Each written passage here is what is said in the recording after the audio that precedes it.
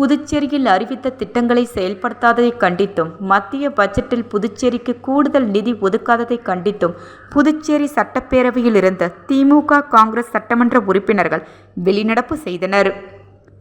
புதுச்சேரி சட்டசபை இன்று காலை 9:30 மணிக்கு கூடியது. சபை தொடங்கியவுடன் சபாநாயகர் செல்வம் குரல் வாசித்து சபை நிகழ்வுகளை தொடக்கி வைத்தார்.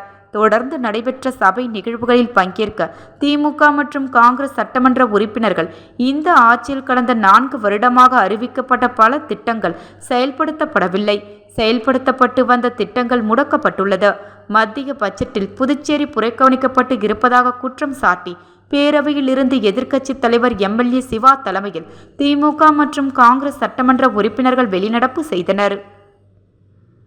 பின்னர் செய்தியாளர்களை சந்தித்த எதிர்க்கட்சித் தலைவர் சிவா, புதுச்சேரியில் விமான நிலைய விரிவாக்கம், புதிய ரயில்வே பாதைகள், துறைமுக விரிவாக்கம், புதிய தொழில் கொள்கை மற்றும் ஐடி பூங்கா உள்ளிட்ட பல்வேறு திட்டங்கள் முடக்கப்பட்டுள்ளதாகவும் குற்றம் சாட்டினார்.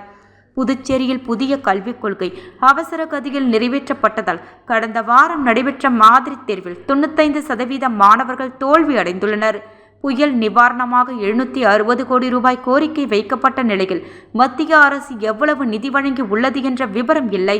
புயலால் பாதிக்கப்பட்ட மக்களுக்கு கூடுதல் நிவாரணம் வழங்க வேண்டும், விவசாய கடன்களை தள்ளுபடி செய்ய வேண்டும் என கேட்டுக்கொண்ட சிவா, மத்திய அரசு பட்ஜெட்டில் புதுச்சேரி முழுமையாக புறக்கணிக்கப்பட்டுள்ளதாக குற்றம் சாட்டினார். புதுச்சேரியில் அளவுக்கு அதிகமாக ரெஸ்டோ பார்கள் மற்றும் மதுபான கடைகள் இருப்பதால் புதிய மதுபான தொழிற்சாலைகளை தேவையில்லை என்பதுதான் திமுக நிலைப்பாடு. இது சம்பந்தமாக நீதிமன்றத்தில் வழக்கு தொடுப்பதாகவும் தெரிவித்தார்.